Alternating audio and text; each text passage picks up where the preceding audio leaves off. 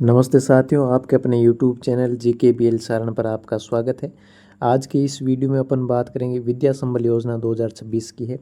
तो उसमें schooling system जो है उसमें जो भी वैकेंसीज़ है उसके चयन प्रक्रिया लेने के लिए अंकों का डिवाइडेशन किस तरह होगा उसके बारे में अपन कुछ उदाहरण लेकर के उसके बारे में चर्चा करेंगे।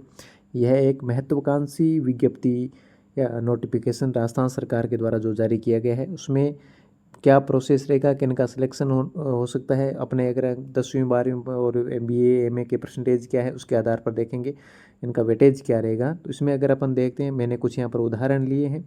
जैसे मान लो मैंने उदाहरण के तौर पे लिया है, अगर अपन बात करें तो मैंने माना है कि 10वीं में अगर मान लो 71.20% है। मैंने एक एग्जाम्पल के तौर पे लिए है, आप इसको पॉइंटों में इसलिए लिया ताकि आपको कैलकुलेशन प्रॉपरली समझ आए।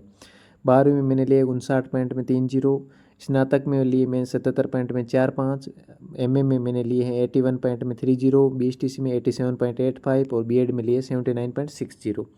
अब अगर अपन बात करें जो भी जो विद्या संबल योजना है उसमें अपने जो DO के स्तर से अपने जो ऑर्डर जारी हुआ है या नोटिफिकेशन जारी हुआ है उसकी अगर अपन बात करें तो उसमें लेवल 1 की अगर अपन बात करें तो उसमें 10वीं का 30%, 12वीं का 40 और BSTC का 30% का वेटेज रहेगा। लेवल 2 की अगर अपन बात करें तो 10वीं के 20%, 12वीं के भी 20%, BA के 30% और BEd के 30% वेटेज रहेगा। और वरिष्ठ अध्यापक या सेकेंड ग्रेड की बात करें तो 10वीं के 10, 12वीं के 10 और BA के 50 और BEd के 30। यहाँ सबसे ज़्यादा वेटेज किसका रहेगा? BA का रहेगा। और अगर व्याख्याता या लेक्चरर की बात करें तो BA के 20%, MA के 50% और BEd के 30% का वेटेज रहेगा। अब अपन अलग अलग पोस्टें, 4 पोस्टें हैं अपने सामने, लेवल 1, लेवल 2, वरिष्ठ अध्यापक और व्याख्याता। चारों में अलग अलग तरह से कौन कौन सा वेटेज रहेगा इसके बारे में अगर अपन देखें तो चारों पदों के लिए अपन ने अंक गणना कर ली है। इसमें अगर अपन देखें तो अध्यापक लेवल 1 के लिए था, 10वीं में 30% था, 12वीं का 40% और BSTC के 30% का वेटेज था। अब अपन ने उदाहरण माना था कि 10वीं में अपने 71.20% है, 12वीं में 59.60 और BSTC में 87.85 है। इसकी अगर अपन बात करें तो इसका परसेंटेज या वेटेज निकालने के लिए जो 71.20% थी अपने जो 10वीं में, उसको 10वीं का वेटेज अध्यापक लेवल 1 के लिए था 30%, तो उसको 30 से % से मल्टीप्लाई करो तो उसमें अपने आ जाता है 21 पॉइंट में 36।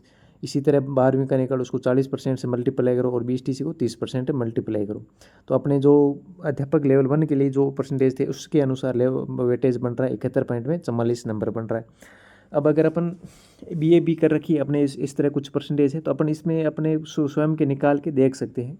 इसमें अगर लेवल 2 की अगर अपन बात करें तो इसमें 10वीं की 20, 12वीं के 20% निकाल लेंगे और BA के 30% निकाल लेंगे और BEd के 30% का वेटेज निकाल लेंगे। अब अगर अपन बात करें इसमें कैलकुलेशन कैसे करनी, जैसे मान लो मैं 10वीं के एक जैसे लेवल 2 के लिए एक संख्या लेके बताता हूँ। मान लो जैसे 71.20% अपने माना है, अपने को वेटेज निकालना है 20% का।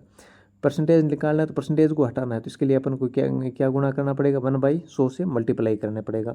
अब अगर अपन में 100 का डिवाइडेशन और 20 में डिवाइडेड करें तो यहाँ पर 20 का भाग 100 में 5 बार गया। अब अपन 71.20 में 5 का भाग दें तो अपने सामने आ जाएगा 14.24 आएगा। तो इसी तरह सारे जो भी कैलकुलेशन है उसको अपन करेंगे। अब यहाँ पर मैंने, अब आप सोच रहे होंगे सारे कैलकुलेशन एक साथ क्यों किए? साथ इसलिए कि अगर मान लो किसी ने भी 10वीं तो 12वीं तो सारों ने कर रखी है, अब मान लो अगर किसी ने BA भी कर रखी है, BSTC भी कर रखी है या BEd भी कर रखी है और MA भी कर रखी है। अब अगर सारी डिग्री उसने कर रखी है, BSTC और BEd भी कर रखी है, MA भी कर रखी है, अब उसको कौन से वैकेंसी पर उसको फार्म अप्लाई करना चाहिए? अब मान लो अगर वो अपन यूँ कहें कि अगर इमोशनल रूप से अगर वो भी व्याख्याता के लिए कर ले, हो सकता है उसके MA में परसेंटेज कम हो, लेकिन उसमें अगर लेक्चरर की बात करें उसमें MA का वेटेज 50% है। तो उससे पहले अगर वो अपने इस जो चारों वैकेंसीज़ है अपने सामने, चारों वैकेंसीज़ कौन कौन सी, लेवल 1 की है, लेवल 2 है, वरिष्ठ अध्यापक और व्याख्याता है, तो चारों को कैलकुलेशन कर ले और उसके बाद में तय कर ले कि अपन को किस वैकेंसीज़ के लिए फॉर्म अप्लाई करना है, ताकि अपन को कन्फर्म हो जाए। जैसे मान लो मैंने ये कैलकुलेशन बताता हूँ आपको। जैसे मान लो आपने जो परसेंटेज माने से उसके आधार पर व्याख्याता के 80 नंबर बन रहे थे या 80% कह सकते हैं, वरिष्ठ अध्यापक के 75 बन रहे थे, लेवल 2 के 73.22 बन रहे थे और लेवल 1 के 71.44 बन रहे थे। अब अगर अपन बात करें सबसे अधिक बन रहे थे व्याख्याता के लिए। अगर मान लो मैंने जो परसेंटेज इसमें निकाल के आपको बताया, इसके आधार पर अपन तय कर सकते हैं कि अपन को सबसे पहला फॉर्म किस वैकेंसीज़ के लिए अप्लाई करना चाहिए, जो विद्या संबल योजना है इसके अंदर। तो उसमें अपन व्याख्याता के लिए करें, जो मैंने परसेंटेज एक उदाहरण के तौर पर लिए थे, तो उसमें व्याख्याता के लिए अपन को लाभदायक रहेगा। क्यों रहेगा? क्योंकि अपने सामने जो ओवरऑल परसेंटेज बने वो 80 बन रहे, बाकी जो पद हैं उनके जो वेटेज था उसकी तुलना में व्याख्याता के सबसे अच्छे बन रहे। तो अपन व्याख्याता के लिए सबसे पहली प्रायोरिटी देते हुए व्याख्याता वैकेंसी के लिए फॉर्म अप्लाई करना चाहिए। अब अपने सामने एक क्वेश्चन और है कि अगर फॉर्म अप्लाई करते समय एक ही स्कूल से कर सकते हैं या बहुत सारे स्कूल से कर सकते हैं, वो अपने स्वयं विवेक पर निर्भर करता है कि अपन कितने स्कूल से अप्लाई करते हैं। एक से भी करना है ही, लेकिन इसके साथ साथ अपन जहाँ अपन को जिस डिस्ट्रिक्ट या ब्लॉक में अपन को स्कूल लेने की इच्छा हो वहाँ और भी अप्लाई कर सकते हैं, ताकि अपन को अगर एक स्कूल में बाई चांस 1% अगर नहीं मिले तो दूसरे स्कूल भी मिल जाए।